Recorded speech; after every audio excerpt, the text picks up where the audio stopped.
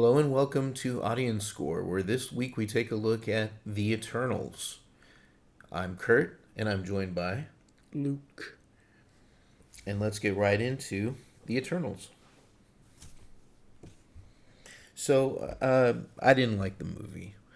I didn't like the movie for a variety of reasons, and I had to think about it a little bit more after watching it to really figure out what it was I didn't like. There were a lot of story issues that hit me the first time, character issues, just questions that kind of ruined it, as well as other things like some of the look of the movie. So overall, I didn't like it, and we can get into the specifics. What do you think, Luke? I think that this is the best MCU movie. It's not my favorite. I'd still say Guardians 1 and 2 I like more than this one.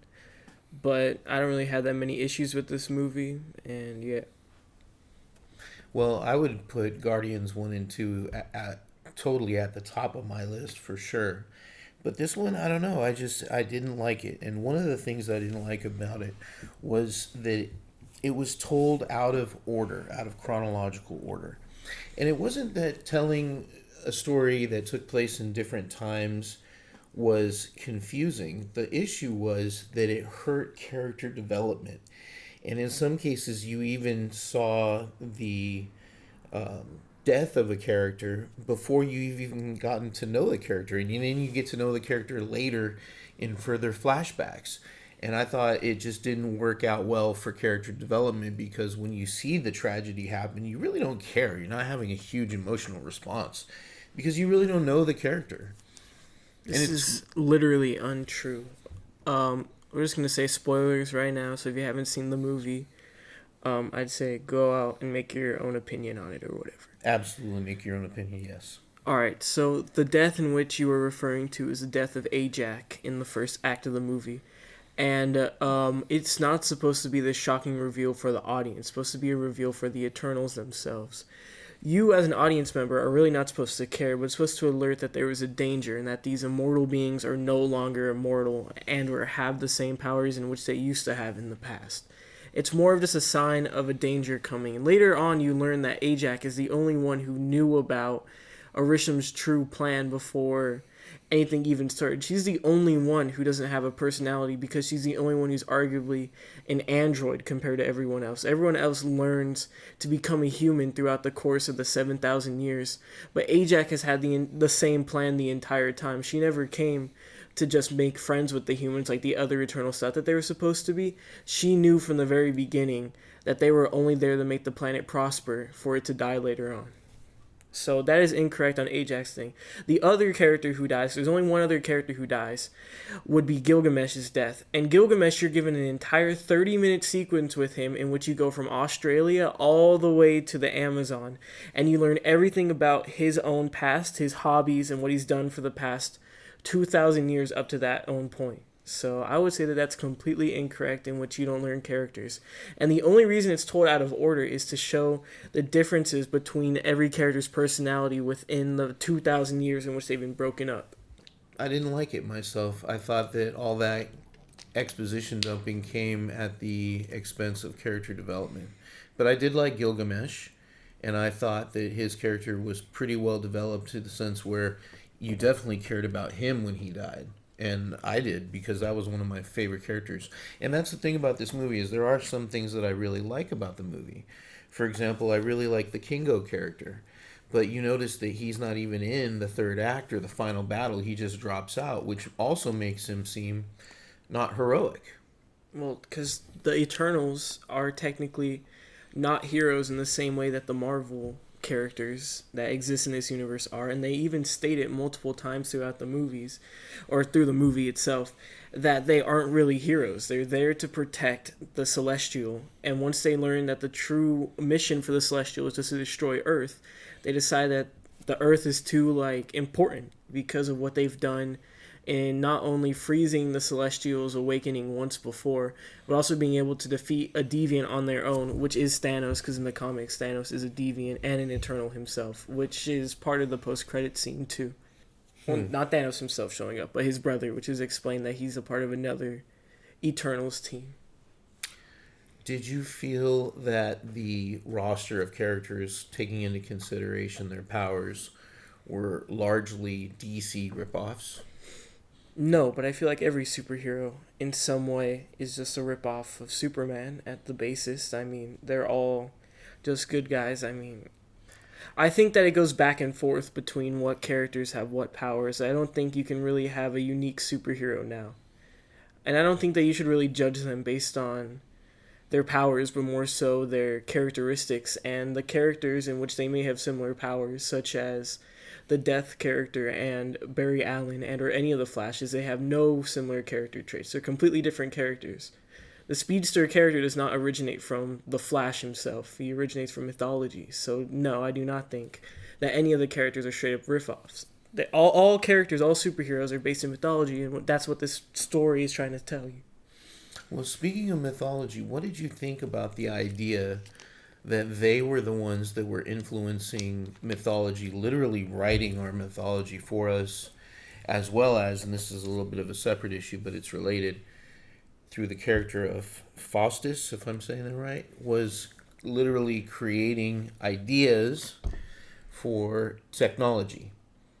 And so literally the Eternals in this new storyline in the MCU are responsible for major leaps in innovation in terms of storytelling and our beliefs, as well as technology.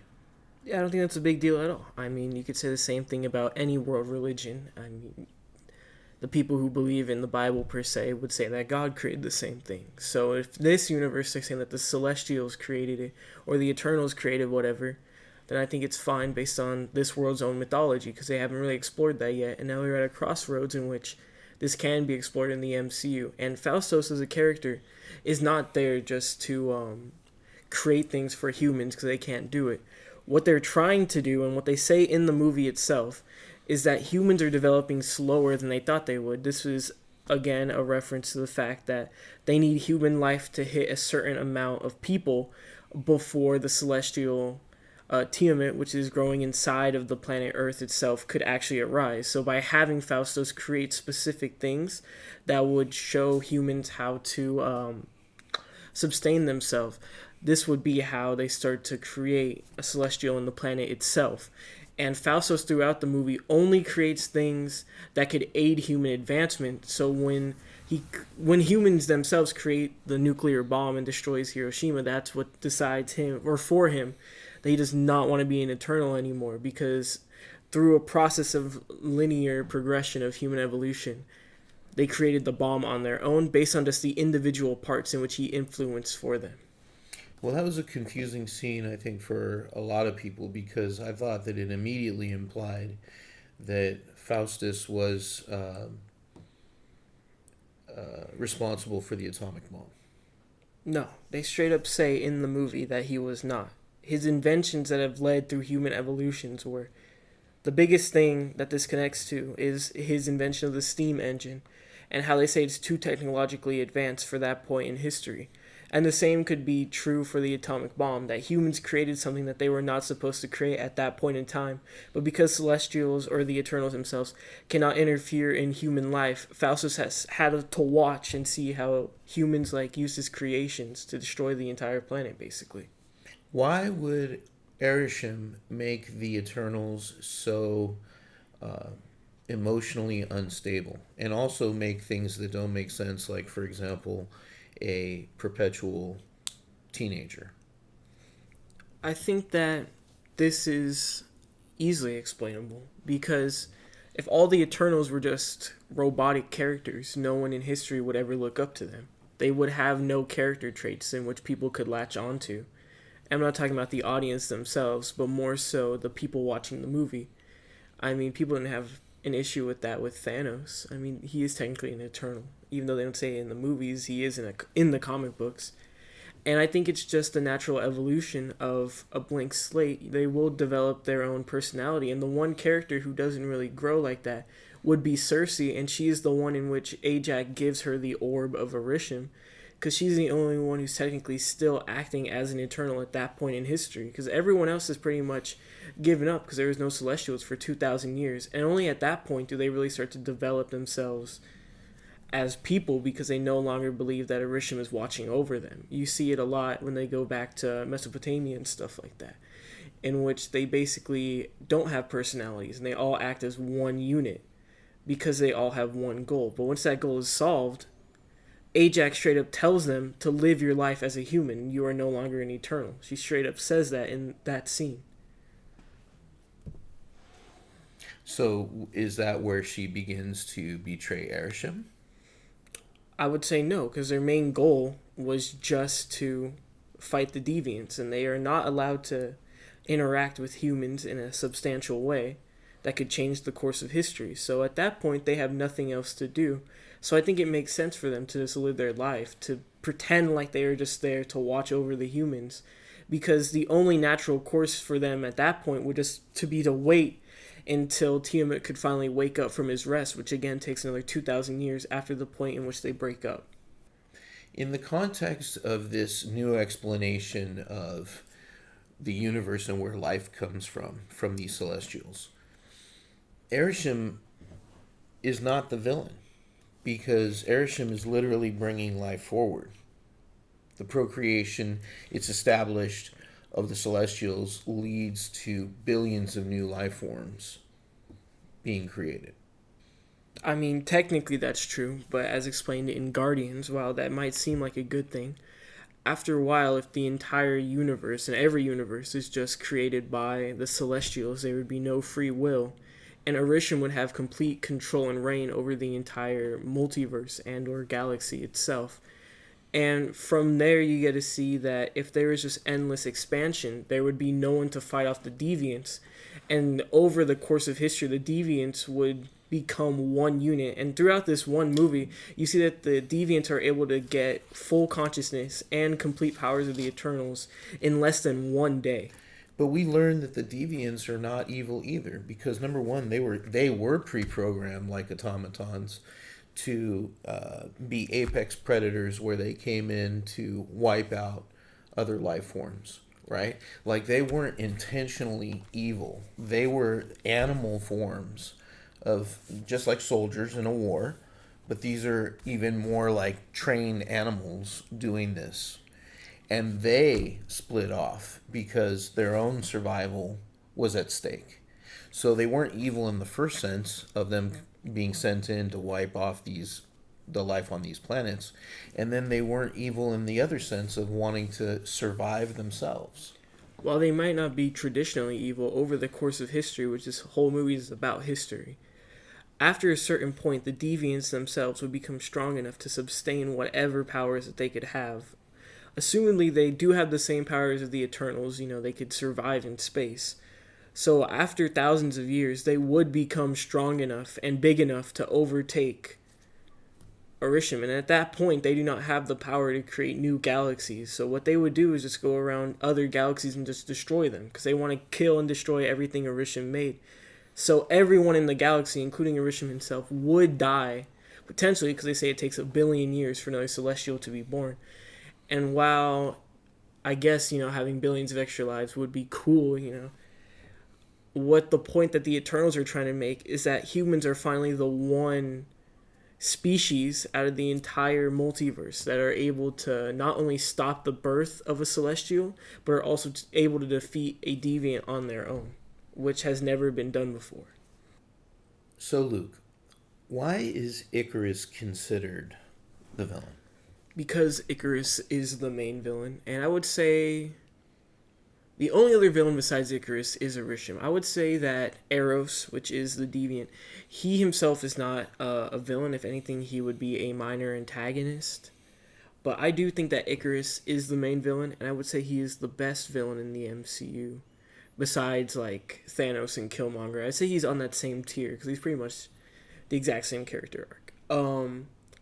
I would say that Icarus is the main villain only for the reason that he wants to stop the Eternals. I mean, technically, yes, he is pursuing and finishing the mission that Orisham gave the Eternals, but their mission is to pretty much extinct the human population at this point in time. So, seeing as this is a part of an entire universe, and that if that came to fruition, that everyone else would be killed, I think there's no other option but to assume that Icarus is an evil force in this universe. If the Avengers were there as well, I think that they would also be fighting Icarus. I don't think anyone would side with Icarus because the Avengers have already learned what the threats of the or not the Eternals, but the Celestials are as a result of Peter Quill and the events of Guardians 1 and 2. So I think in no way is Icarus a good guy. The only good thing in which Icarus does is that he kills himself at the end of the movie because, as Orisham says, when one life dies, another life is brought into the universe. So Icarus dying will give birth to another being that could be potentially as powerful and or important as he is. And this could even be said with Star Fox, who is played by Harry Styles. That could be the rebirth of Icarus. Came back as an actual hero. As a full grown, like him at the end of the movie? Well, I'm not saying that that is him or his character at all. I'm just saying that almost it feels like a rebirth of Icarus. Like, this is what Icarus would have been like if he was an actual good guy. If he went against Orisham just like, assumingly, Star Fox did, and went on to save the universe, this is what Icarus could have been. But instead, he went down the path of darkness and could have caused the death of everyone in the Milky Way galaxy. I saw Icarus as more of a tragic hero. He was stuck between his mission and also the tragedy of losing human life. But for him, ultimately, the mission was bigger, and again, in the context of this new explanation of the universe, he's literally protecting many, many more, infinitely more lives as a result of the birth of this particular celestial. So later, the other thing that I didn't quite understand was another character that may or may not be considered a villain, Sprite, literally stabs Cersei in the back, tries to kill her, right? But Sprite gets a redemption and gets to live out a human life, which is all Sprite ever wanted, was to be able to grow older after thousands of years of being stuck the same adolescent age. But for Icarus, he suicides himself? Yes, I just explained why he would do that, because of the explanation that Orisham gives. And saying that Sprite it could be an antagonist is a complete misunderstanding of what her point in the story is. And I would say, if anything, she would be the tragic hero. She is stuck in the body of, a teenager for 7,000 years. And she's truly in love with Icarus, which is why she goes with him at the end of the movie. Because once the emergence happens, she will be reborn. And she's probably just hoping that she could be reborn as an adult. But what will happen is that she'll just be reborn as the same being, like has happened with Eternals over many generations. So I think that it's almost as if these Eternals are also deviants and have now fought back against the cycle, which would have caused the death of everyone on Earth. Didn't you think the love story between Icarus and Cersei was more authentic than the Dane love story? No. I think that I couldn't tell at the beginning in the way that it was shot for me, especially showing the sex scene, not between Dane and Cersei, but between Icarus and Cersei. There's no reason to show it between Cersei and Dane. It's very clear throughout this movie that they are in a new relationship. I mean, it's very early on. They're not proposed to each other. They're literally just dating, And I think for a scene like that to happen between those two wouldn't make any sense. For Cersei and Icarus, it makes perfect sense because they were already together for 2,000 years at that point. And even shows them getting married in the movie, too. I think that that's just showing the natural course of what Icarus as a protector would have, wanted. But I don't think Cersei was truly happy in that relationship, which is why she leaves him or whatever, to go on to do her own thing. He leaves, doesn't he? Because of the burden of this knowledge that humanity is going to end. Oh yeah, I guess so. Yeah, see, so it's Yeah. still his fault. I mean, And which shows you the weight of this mission that he has on him. He understands what it means to the point where it ruins this love that he has, which is probably the love of his life. He doesn't try to get with anybody else, for example. yeah, but I think the stuff with Dane is handled very well, and I don't think you could really see it as a negative aspect of Cersei's character. I think that He just kind of disappears, though. He's in the beginning. because and he he's in has the no end. powers, what is he gonna do? He has no stakes in this universe, I don't and know. he has an actual job of working at a museum. So he has stuff that he was doing. He already learned about the importance of the mission, and he even says that he will stay back. He doesn't want to go when they're talking about it. And yeah, he does call like one time in the story, but then her phone disconnects or whatever.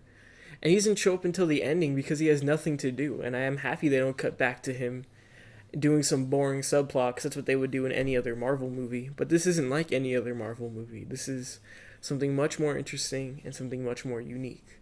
Well, let's talk about that for a minute because the ratings on this are oddly pretty negative for a Marvel movie. So, as of the time of the recording, IMDb has a 6.9 rating. Metacritic, the meta score is 53, and the user score is 6.5. Rotten Tomato has the biggest discrepancy. The tomato meter, kind of like the critic score, 48%, and the audience score, an 81%. So you seem to be in line with the audience, at least Rotten Tomatoes audience. But overall, we're seeing some pretty low scores. Not devastating. It's not the worst movie in the world. I don't even know if it's the worst Marvel movie anymore when I thought about it after a minute. And I was thinking, I think Thor Dark World is still holds that spot for me. But this is down there for me because I didn't feel anything. I had a lot of questions. I just thought there was a lot of inconsistencies. Again, I thought that the Icarus Cersei love story was setting up a redemption for them in some kind of way. And then that was just kind of thrown out with his suicide. I think that this is, like I said, one of the best Marvel movies. I think that it's not perfect, and when they go to the Amazon, it gets a little bit, I don't want to say boring, but it kind of drags on a little bit. And the scene's only like 10 to 15 minutes long. Isn't Druid kind of a villain though? Because No. like he it shows that he's No, been Druig is not. influencing their minds. No, he's only been influencing one colony, and only when there are specific instances in which he has to for their own survival does he do that.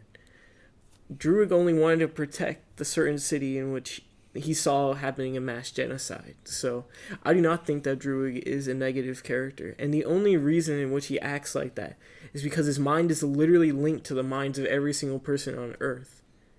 So I would say no, not at all. Is Druig a villain? Well, you definitely see the best in these characters. It is interesting. It is unique. I agree with that. I just don't know if it captured the spirit of the MCU and really established these characters as super important in the overall MCU. I think this Universe. does make him super important, and it does naturally introduce these characters in a way to which you already know what they're about and what they're going to do in the future. But why would there be not even any connection between them and the Avengers? Why Any would of they the have Avengers. any connection? They wouldn't know any of them. They literally reference them. They say the people of this planet, which is interesting to say that versus like the Avengers. They could have like directly they reference DC and Star Wars. They do. First of all, there are no Avengers for them to team up with. Second of all, they're not going to just say we are the Eternals to the Avengers. That means nothing. They are not aware of the Celestials. The only people in which they can interact with are the Guardians of the Galaxy because they do have prior knowledge of Celestials. But then again, they are not there in any of the storylines. They would not have helped during Infinity War and or Endgame because they do not have anything to do with deviants. Okay, is Ego celestial? I think They literally called him a celestial, if I'm not mistaken. Then yeah, he He is. literally says, "I'm a celestial." Then yes, he is. So does that mean? I mean, I don't get it They were because I that was thought not that on they would Earth. be like this gigantic creation. Don't they all look the same? The Celestials, No, relatively speaking. The one that was coming out of the Earth looked like Ashram. Ego was a variant, if anything, of them. He has a mortal form. He wasn't just a celestial like that. He's a celestial being. Doesn't mean he is a celestial in the same way Orisham is. I don't know. I think that's an interesting question. No, because they've already shown these designs in Guardians 1. They've already had the Orisham design for years. 7 years for this point. So no, it's not a retcon or anything. I think that's just a different thing, just like Thanos is both an Eternal and a Deviant at the same time. And that's why they didn't go to fight him, because he is not one or the other. They have no purpose in working with any of the Avengers. None of the threats seem to have been deemed important enough for them to actually help out in. I don't think they could have even done anything in Infinity War or Endgame, because none of their powers are that strong against any human forces. They're only strong against the Deviants, which could potentially be seen in the future. But I mean, I'm guessing all the characters will get reworked powers or something as further movies come along.